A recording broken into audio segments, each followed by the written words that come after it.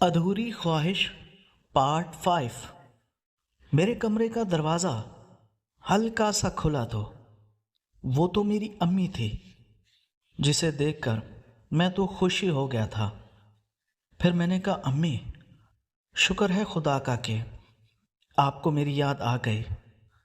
میں نے کہا امی جلدی سے اپنا سب کچھ ہٹائیں اور مجھے نظارہ کرنا ہے، میں کب سے بے چین ہوں آپ کو دیکھنے کے لیے۔ جب سے میں کراچی سے آیا ہوں تب سے میں یہی سوچ رہا ہوں کہ میں آپ کے ساتھ پنجاب جاؤں گا تو میں اس طریقے سے کروں گا اور اس طریقے سے کروں گا۔ میں اپنے ذہن میں سوچ سوچ کر بہت پریشان ہوں، اب مجھ سے کنٹرول نہیں ہو رہا۔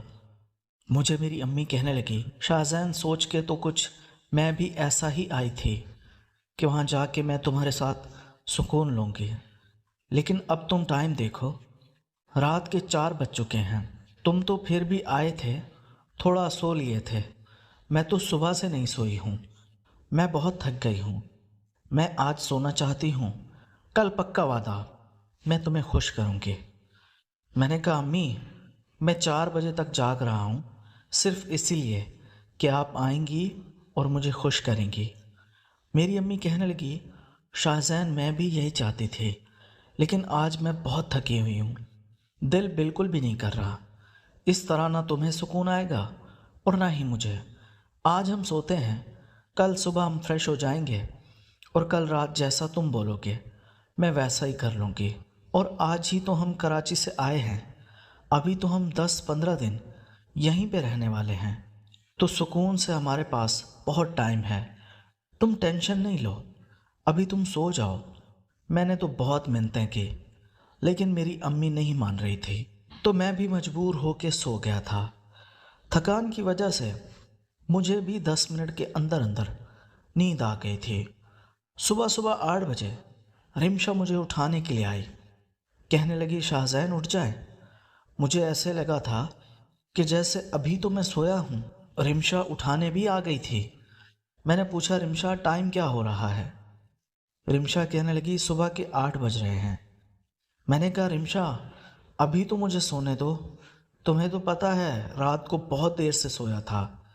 وہ کہنے لگی شاہزین بھائی ہم نے باغ میں چلنا تھا، آپ شاید بھول گئے ہیں، میرا دل تو نہیں کر رہا تھا اٹھنے کو، لیکن پھر میں نے سوچا کہ چلا جاتا ہوں، کہیں یہ موقع بھی میرے ہاتھ سے نکل نہ جائے۔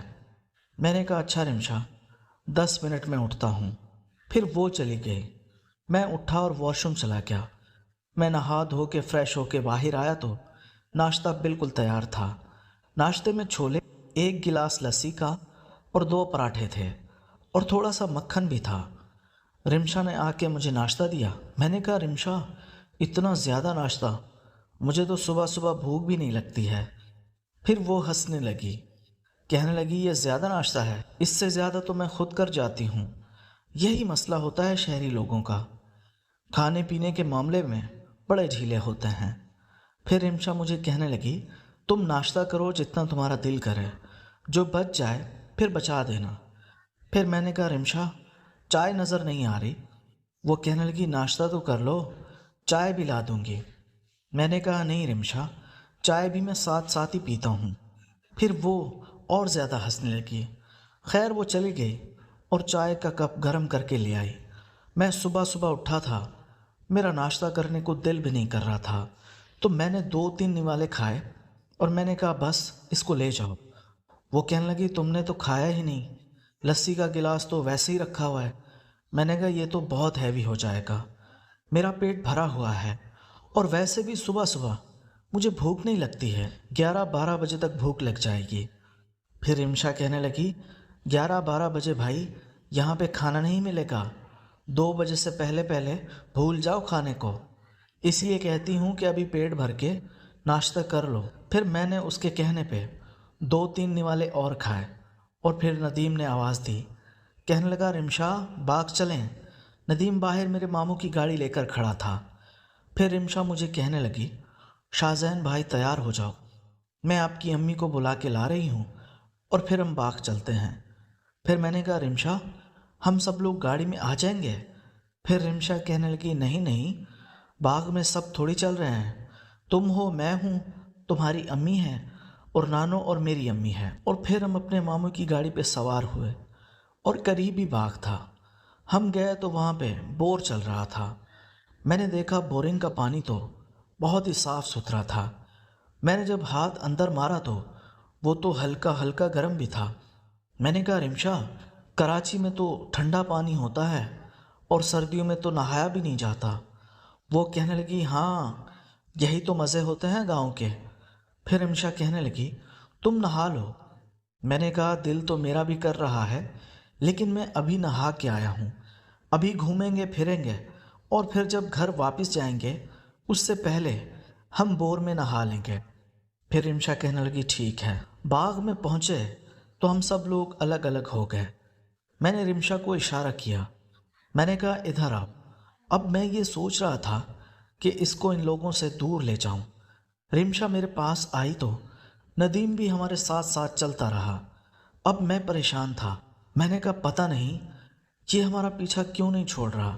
फिर नदीम मुझे चीज़ें दिखाने लगा, ये फ़लाँ चीज़ का दरख्त है, ये फ़लाँ चीज़ का। और रिमशा भी। लेकिन मुझे अच्छा नहीं लग रहा था। मैं तो चाहता था कि रिमशा और मैं अकेले हों। नदीम थोड़ा सा आगे हुआ तो मैंने रिमशा को आहिस्ता आहिस्ता बोल दिया। मैंने कहा, रिमशा, मैं तो तुम्हारे साथ अकेले में वक्त गुजारना चाहता था, इससे तो जान छुड़वाओ। फिर वो भी हंसने लगी, कहने लगी, मैं कुछ नहीं कर सकती, जो करना है आप ही को करना होगा। फिर चलते चलते काफ़ी परेशान हुआ और फिर मुझे एक तरकीब आई। मैंने एक्टिंग की। मैंने कहा, यार नदीम, मुझे बहुत प्यास लग रही है, पानी तो ले आ, गाड़ी में रखा हुआ है। नदीम कहने लगा, हाँ यार, करीब ही तो नलका है, वहाँ चल के ताज़ा पानी पी लेते हैं। मैंने कहा, नहीं यार, नलके का पानी मुझे थोड़ा अजीब लगता है। असल में मैं उसको थोड़ा दूर भेज के यहाँ से रिमशा और मैं छुपने वाले थे, ताकि वो वापस आए तो हम उसको मिले ही ना और हम सुकून से अपना टाइम पास भी कर लें। नदीम ने पहले तो बहुत बहाने बनाए, कहने लगा, नहीं खैर है। फिर वो मान गया क्योंकि मैं उसका मेहमान जो था। नदीम जैसे ही गया तो मैंने रिमशा को कहा, मैंने कहा, चलो जल्दी करो, यहाँ से कहीं और चलते हैं। वो कहने लगी, नहीं नहीं शाहज़ैन भाई, अभी नदीम वापस आएगा तो वो शक ना करे कि हम लोग कहाँ चले गए हैं। मैंने कहा, कुछ नहीं होता, मैं खुद उसे संभाल लूँगा। रिमशा ना करती रही। मैंने उसे हाथों से पकड़ा और फिर ज़बरदस्ती ले जाने लगा। फिर वो कहने लगी, अच्छा रुको, मैं खुद ही चलती हूँ। हम लोग इधर उधर देखते रहे कि हमें कहीं घने दरख्त मिल जाएं जहाँ पे हम नज़र ना आए। और फिर एक जगह मैंने देखी जो बहुत ही घने दरख्त है। मैंने रिमशा को कहा, यह जगह ठीक है। फिर वो कहने लगी, वैसे शाहज़ैन, मुझे तुम यहाँ क्यों लाए हो? मैंने कहा, रिमशा, मैं तुमसे मोहब्बत करता हूँ, थोड़ा बहुत तो मेरा हक है ना कि मैं तुमसे प्यार कर लूँ। फिर वो काफ़ी मना करती रही, लेकिन फिर मैंने उसकी एक ना सुनी